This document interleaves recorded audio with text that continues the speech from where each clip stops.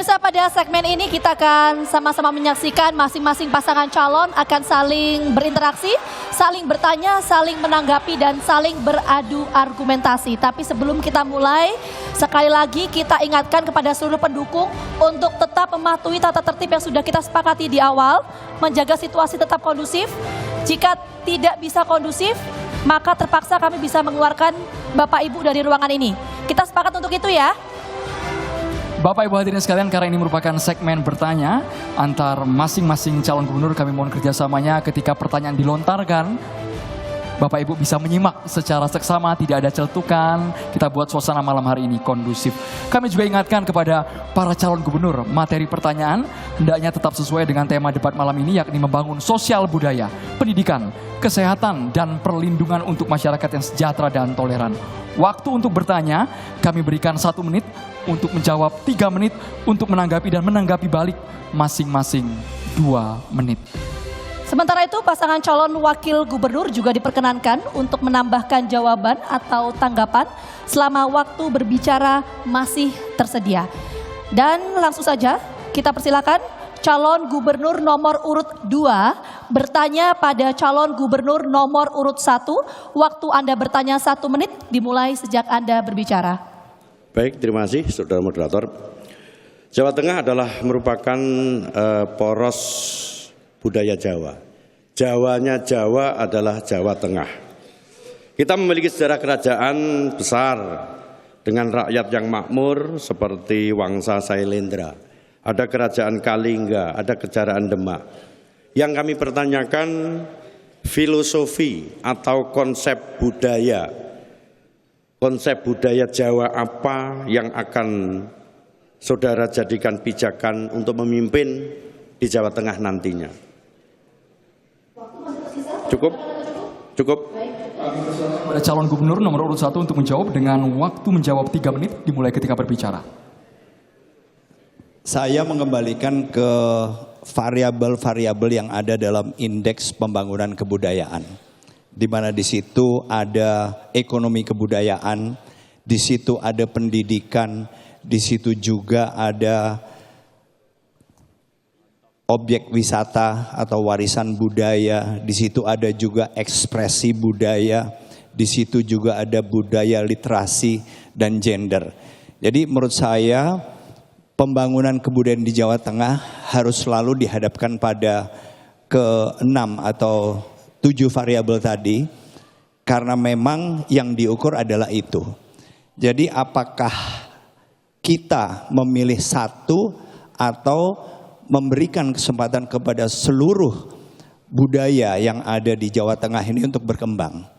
Biarkan budaya-budaya yang ada di Jawa Tengah ini berkembang menurut saya, dan justru kita harus memanfaatkan sedemikian rupa sehingga ekonomi budaya yang harusnya bisa lebih besar lagi kita dapatkan, seperti yang sudah dilakukan oleh Daerah Istimewa Yogyakarta, itu bisa dikapitalisasi. Karena dalam hal memanfaatkan ekonomi budaya sendiri itu tidak terlalu mudah. Seperti yang saya sebutkan tadi, misalnya kita tidak bisa sebagai pemerintah provinsi untuk mengembangkan atau mendorong agar ekonomi budaya ini berjalan dengan tenaga APBD dan energi pemerintah provinsi sendiri. Kita harus melibatkan swasta, karena memang mereka lah yang akan bisa lebih besar lagi misalnya untuk mendorong ekonomi budaya. Kita hanya bisa membantu dalam hal regulasi. Makanya saya bolak-balik menyatakan bahwa kita harus memberikan insentif. Nggak apa-apa, mau diketawain juga nggak apa-apa. Tapi karena memang kita nggak akan punya uang itu. Pemerintah provinsi tidak akan memiliki APBD yang cukup untuk mendorong. Kita hanya bisa memberikan dorongan dalam bentuk berbagai regulasi, sehingga akhirnya swasta yang akan mengembangkan. Dan ini banyak sekali bentuknya.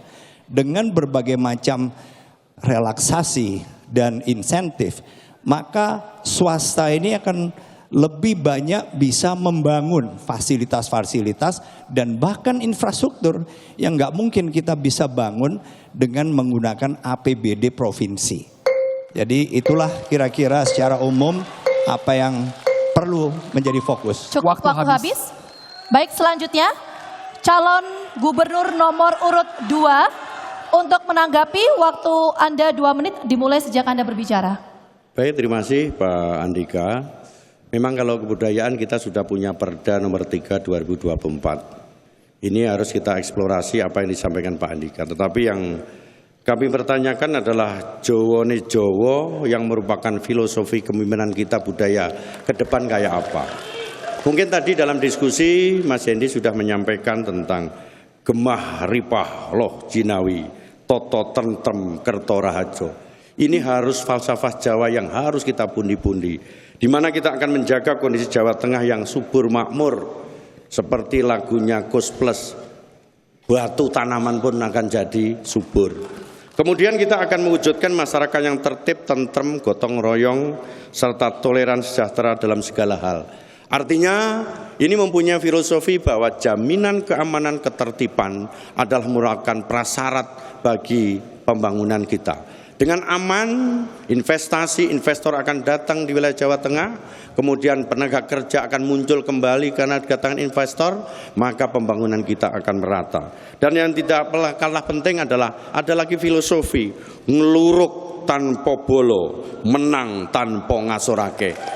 Filosofi ini kita harus bersikap satria, artinya menyelesaikan masalah dengan bertanggung jawab untuk saling menghormati meskipun kita mempunyai suatu perbedaan. Inilah filosofi-filosofi Jawa yang membuat Jawa lebih baik. Ada hal yang mungkin lebih krusial, bahwa di tempat kita masih banyak adanya suatu dikotomi. Misalnya wilayah selatan dan wilayah pantai utara. Di situ ada disparitas yang perlu adanya suatu keserakatan, kesemakmuran secara bersama antara utara selatan. Itu untuk memakmurkan wilayah filosofi kita. Terima kasih. Kami persilakan calon gubernur nomor urut 1 untuk memberikan tanggapan balik dengan waktu 2 menit. Dihitung ketika Bapak berbicara, silakan. Ya, menurut saya Mas Lutfi bisa menggunakan filosofi itu dan nggak akan ada yang menyalahkan.